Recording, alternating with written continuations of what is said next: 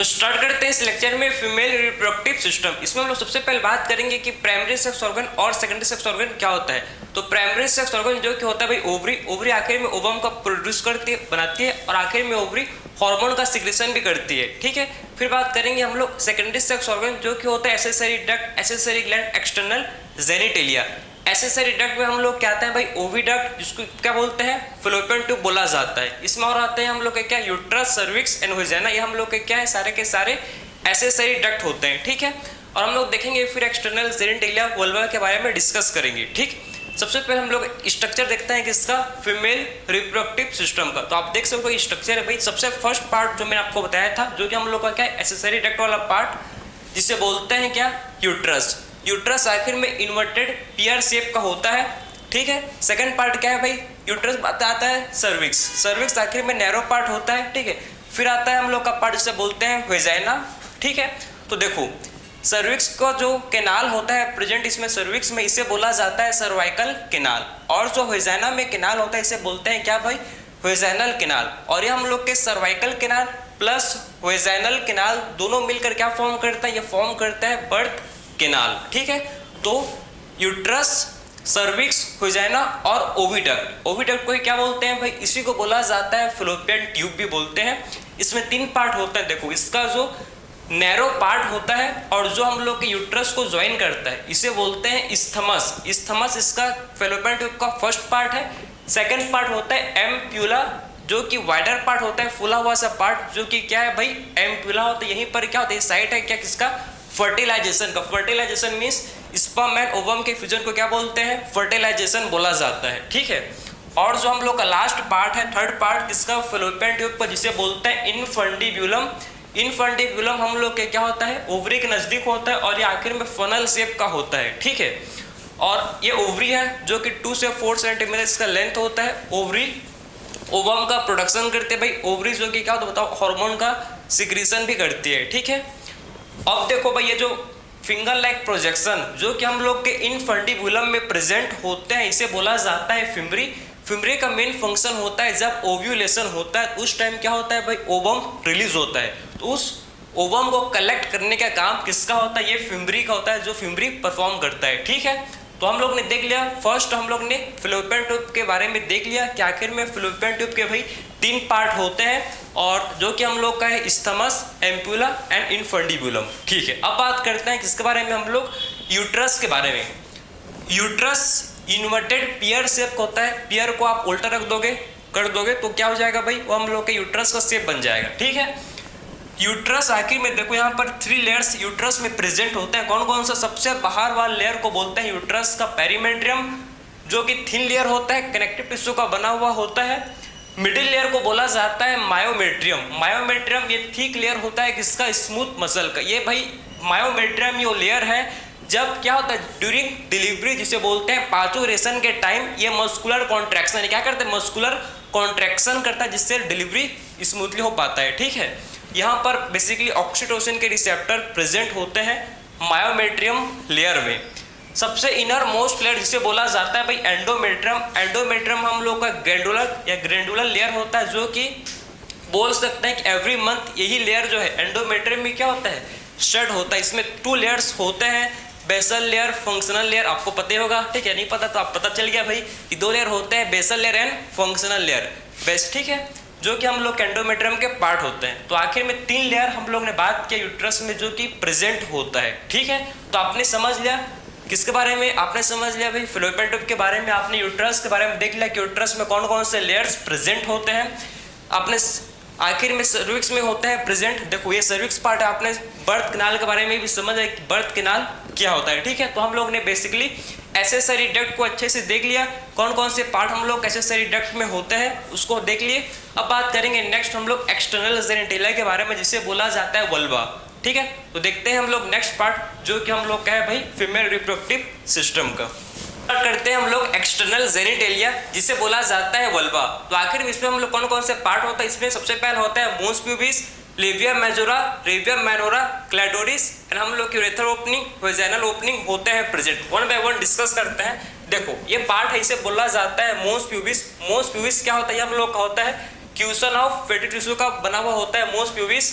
आखिर ये most pubis किससे होता है कवर्ड, ये हम लोग के स्किन एंड प्यूबिक हेयर से क्या होता है भाई, मोस्ट प्यूबिस जो कि कवर्ड होता है। ठीक है, अब देखो मोस्ट प्यूबिस के नीचे में आप देखो यहाँ पर हम लोग का प्रेजेंट है जिसे बोलते हैं लेविया मेजोरा।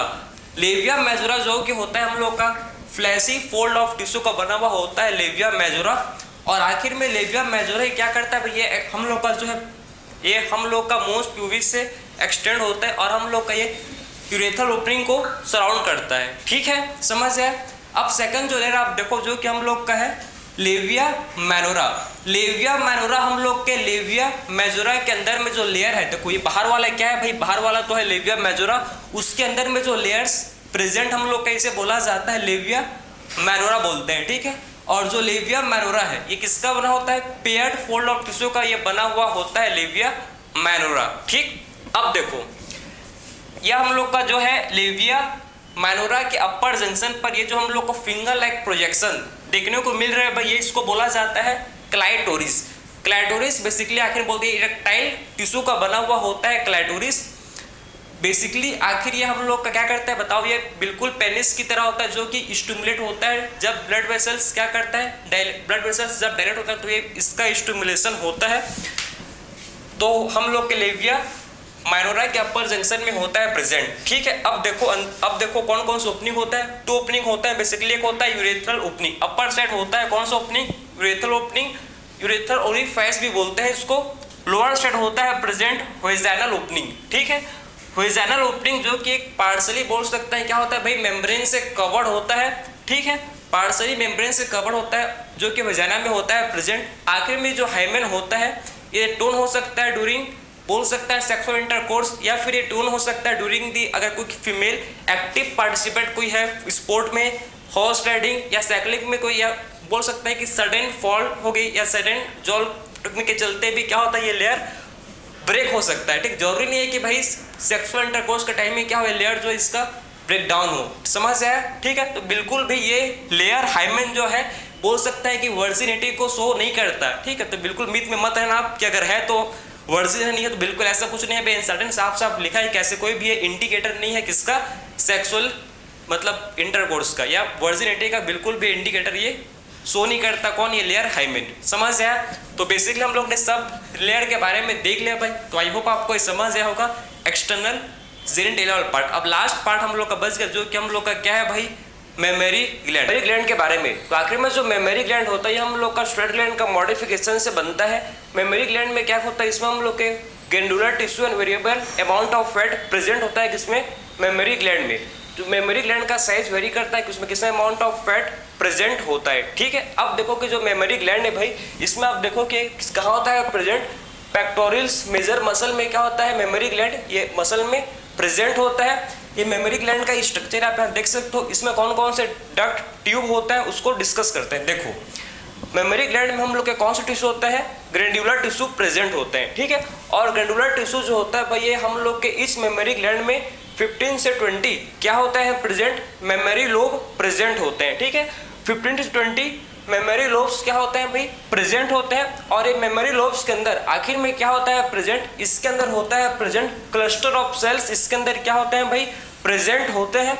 और जिनको हम लोग बोलते हैं एल्व्यूली, एल्व्यूलियो सेल है जो मिल्क का फॉर्मेशन, मिल्क का सिंथेसिस करते हैं, यही सेल है जो किसके अंदर होते हैं भाई, हम लोग के मेमोरी लोब्स के अंदर प्रेजेंट होते हैं। ठीक है, अब देखो ये एल्वोली भाई जो मिल्क सिक्रेट करेंगे, उसके बाद मिल्क इजेक्ट होगा बाहर निकलेगा, तो कौन कौन से डक्ट से निकलता है इसको आप देखना, बहुत ज़्यादा ही क्या है भाई इंपॉर्टेंट है। ठीक है, तो एल्वोली से मिल्क कहाँ जाता है, सबसे पहले मिल्क हम लोग को जाता है किसमें, मेमोरी टिब्यूल में। ठीक है, सबसे पहले मिल्क कहाँ जाएगा भाई, देखो एल्वोली से निकला, और एल्वोली से निकलने के बाद मिल्क कहाँ गया, हम लोग के मेमोरी टिब्यूल में गया। ठीक है, अब जो मिल्क है भाई मेमोरी टिब्यूल से फिर कहाँ से आएगा, मेमोरी ट्यूब से, मेमोरी टिब्यूल से मिल्क फिर जाता है हम लोग का क्या, मेमोरी डक्ट में। मतलब बहुत सारे मेमोरी टिब्यूल मिलकर फॉर्म करता है मेमोरी डक्ट, और उसके बाद मेमोरी डक्ट से फिर मिल्क कहाँ जाएगा, अब देखो ये मेमोरी डक्ट है, ये मेमोरी टिब्यूल है, और ये क्या है भाई मेमोरी डक्ट। ठीक है, उसके बाद मेमोरी डक्ट ज्वाइन होकर बहुत सारे मेमोरी डक्ट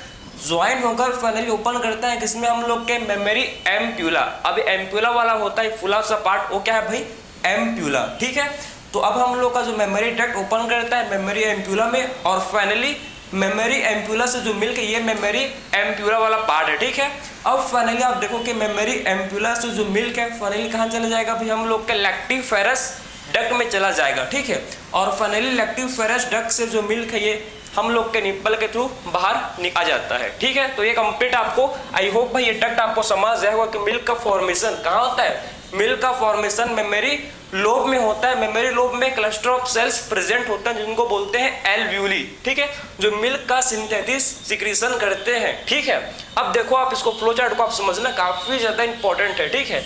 तो ग्रैंडुलर टिश्यू हम लोग के 15 से 20 मेमोरी लोब्स में डिवाइडेड होते हैं। उसके बाद हम लोग के मेमोरी लोब्स भाई हम लोग का क्या इसमें होता है प्रेजेंट, क्या मेमोरी एल्व्यूली क्लस्टर ऑफ सेल्स हैं, और आखिर में प्रोड्यूस करता है मिल्क। उसके बाद मिल्क हम लोग का कहाँ जाता है, सबसे पहले मेमोरी टिब्यूल में, मेमोरी टिब्यूल से मिल्क जाता है मेमोरी डक्ट में, और फिर मेमोरी डक्ट से मिल्क जो है कहाँ जाता है भाई, मेमोरी एम्प्यूला में, और फिर जो है मेमोरी एम्प्यूला से मिल्क जाता है कहाँ पर, लैक्टिफेरस डक्ट के पास, और लैक्टिफेरस डक्ट से फाइनली जो है मिल्क बाहर इजेक्ट हो जाता है। आई होप आपने मेमोरी ग्लैंड के बारे में सब कुछ समझ लिया, मेमोरी ग्लैंड क्या होता है, आखिर कौन कौन से डक्ट इसमें प्रेजेंट होता है। तो यहाँ से आपको सारा क्वेश्चन बन जाएगा, ठीक है। तो आई होप ये लेक्चर आपको समझ आया होगा। तो मिलते हैं हम लोग नेक्स्ट लेक्चर में। Thank you.